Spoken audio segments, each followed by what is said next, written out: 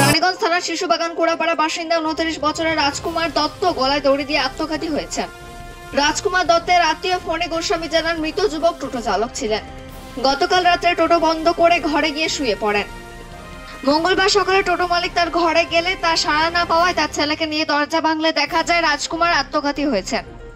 খবর পেয়ে আসানসোল পৌর নিগমের মেয়র পরিষদের সদস্য দিব্যেন্দু ভগত ঘটনাস্থলে আসেন। তিনি জানান বর্তমানে কম বয়সী ছেলেমেয়েরা সব আত্মঘাতী হচ্ছে।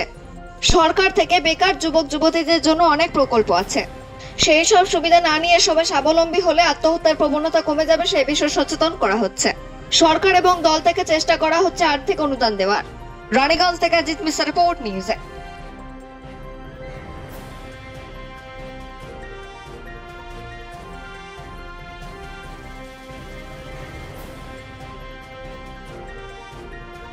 একটি যুবক ছিল 39 বছর বয়স, এটা আত্মহত্যা করেছে গলায় দড়ি লাগিয়ে। এটা প্যাথেটিক ব্যাপার।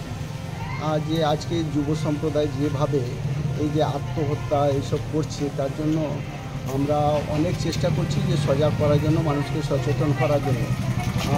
আর বলতে যে একটা কাউন্সিলিং আমাদের হয়ে থাকে, কিন্তু তার মধ্যে দেখছি এই ধরনের ঘটনাগুলো যেগুলো ঘটে যাচ্ছে দুর্ভাগ্যজনক, এবং তাদের পরিবারের প্রতি আমার থাকলো খুব আমি দুঃখিত। তার ছেলে আছে, ছোট একটা ছেলে আছে, সেই ছেলেটা তো দেখে খুব খারাপ লাগছে আমার। এবং তার পরিবার কোনো যদি কিছু দরকার হয়, ডেথ সার্টিফিকেট থেকে নিয়ে আমাদের যে সমবেতি যে টাকা যেগুলো দরকার হয়, আর সব তাকে সাহায্য কুমার দত্ত মহাশয় যেখানে কোড়াপাড়ার যে বাসিন্দা 36 নম্বর ওয়ার্ডে, কি ঘটনাটা ঘটেছিল যে আজকে ঘটনা বলতে ও যেরকম প্রতিদিন আসে ওই 11টা সাড়ে 11টার সময় টোটো বন্ধ করে এখান থেকে স্নান টান করলো, এই করলো, তারপরে সকালবেলায় হ্যাঁ সন্ধ্যাবেলায় রাত্রেবেলা, আচ্ছা কাল রাত্রেবেলা সে শুয়ে যায়। তো কালকে বৃষ্টিও পড়ছিল, কালকে ভিজেও গেছিলো। ওই যথাসময় 11 সাড়ে 11টার সময় এসেছে। আসার পর ও বাড়িতে ঢুকে গেছে। বাড়িতে ঢোকার পর আবার সেই সকালবেলায় বেরিয়ে যায়, সুতরাং আমরা কেউ বুঝতে পারিনি। আজকে যখন যে টোটোওয়ালা যার টোটো চালায় সে এসে ঠক করেছে, বুঝতে পারেনি। তারপরে আমার বড় চালাকে রেখেছে সোমনাথ করে।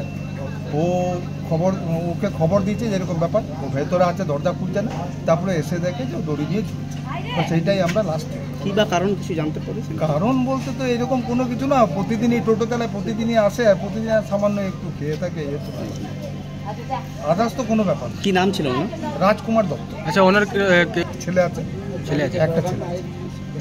আচ্ছা, এই জায়গাটার নাম শিশুবাগান কোড়াপাড়া। আচ্ছা, আপনি কি এখন? আমরা খুড় শ্বশুরের ছেলে। আপনার নাম? প্রবীর গোস্বামী।